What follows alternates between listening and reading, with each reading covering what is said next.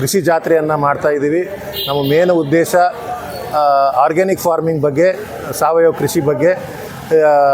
ಮೊದಲನೇ ದಿನ ಕನ್ನೇರಿ ಮಠದ ಶ್ರೀಗಳಾದಂಥ ಕಾಡಸಿದ್ದೇಶ್ವರ ಸ್ವಾಮಿಗಳು ಉದ್ಘಾಟನೆಗೆ ಬರ್ತಾ ಇದ್ದಾರೆ. ಅದೇ ರೀತಿಯಾಗಿ ಸಾವಯವ ಕೃಷಿಗೆ ಸಂಬಂಧಪಟ್ಟಂತೆ 170 ಮಳಿಗೆಗಳನ್ನು ನಾವು ಗಂಜ್ APMC ಯಾರ್ಡಲ್ಲಿ ಕಲಬುರಗಿಯಲ್ಲಿ ಈಗಾಗಲೇ ನಿರ್ಮಾಣ ನಡೀತಾ ಇದೆ. ಆ ಒಂದು ಮಳಿಗೆಯಲ್ಲಿ ಸಾವಯವ ಕೃಷಿ ಉತ್ಪನ್ನಗಳು ಆಗಿರಲಿ, ಬೀಜೋಪಚಾರಗಳಾಗಿರಲಿ, ಮೆಡಿಸಿನಲ್ ಪ್ಲ್ಯಾಂಟ್ ಆಗಿರಲಿ, ಈ ರೀತಿ ಒಂದು ಸವಲತ್ತುಗಳನ್ನು ಪ್ರದರ್ಶನ ಮಾಡಲಿಕ್ಕೆ ಸವಲತ್ತುಗಳನ್ನು ಪ್ಲಸ್ ಮಾರಾಟ ಮಾಡಲಿಕ್ಕೆ ಸವಲತ್ತು ಮಾಡಿದ್ದೀವಿ. ಇದು ಎಲ್ಲ ನಮ್ಮ ಭಾಗದ ಎಲ್ಲ ರೈತರು ಕೂಡ ಈ ಒಂದು ಕೃಷಿ ಮೇಳಕ್ಕೆ ಆಗಮಿಸಿ ಆಗ್ತಕ್ಕಂಥ ಒಂದು ಈ ಮೇಳದಲ್ಲಿ ಅವರು ಕೂಡ ಲಾಭವನ್ನು ಪಡೀಲಿ ಅಂತ ನಮ್ಮ Kalyana Karnataka chamber of commerce ವತಿಯಿಂದ ನಾನು ವಿನಂತಿ ಮಾಡ್ತಾಯಿದ್ದೀನಿ. ಧನ್ಯವಾದಗಳು. ಗೋಷ್ಠಿಯಲ್ಲಿ ಶ್ರೀ ಮಧುಕೇಶ್ವರ ಹೆಗಡೆ ಸಿರ್ಸಿಯಿಂದ ಬರ್ತಾ ಇದ್ದಾರೆ. ಇವರು ಜೇನು ಸಾಕಾಣಿಕೆ ಬಗ್ಗೆ ಮಾತಾಡ್ತಾರೆ.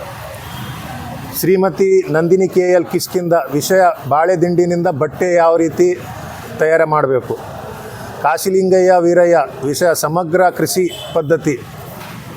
ನಿತಿನ್ ರಂಗದಾಳ್ ಕೋಳಿ ಸಾಕಾಣಿಕೆ ಅಂದರೆ ಇದು ವಿಶೇಷವಾದಂಥದ್ದು.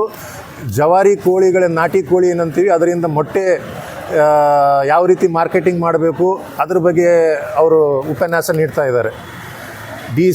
ಡಾಕ್ಟರ್ C ನಾಗರಾಜ್ ಬೆಂಗಳೂರು, ಇವರು ಕೂಡ ಸಾವಯವ ಕೃಷಿಯಲ್ಲಿ ಯಂತ್ರಗಳ ಮಹತ್ವ ಏನು ಅಂತ ಹೇಳ್ತಾರೆ. ದೀಪಕ್ ಸೋಮಯ್ಯಜಿ ಹೊಲದಲ್ಲಿಯೇ ಸಾವಯವ ಗೊಬ್ಬರ ತಯಾರಿಕೆ ಯಾವ ರೀತಿ ಮಾಡಬೇಕು.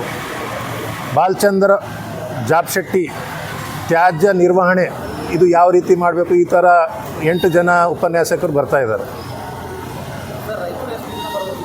ಸುಮಾರು ನನ್ನ ಅಂದಾಜು 3 ದಿನದಲ್ಲಿ 1 ಲಕ್ಷ ರೈತರು ಬರ್ಬೋದು, ಫ್ಲೋಟಿಂಗ್ ಆಗ್ಬೋದು ಅಂತ ನಮ್ಮ ನಿರೀಕ್ಷಣೆ ಇದೆ.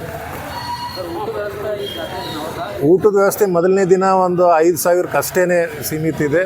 ಬಾಕಿ 2 ದಿನ ಏನಿಲ್ಲ.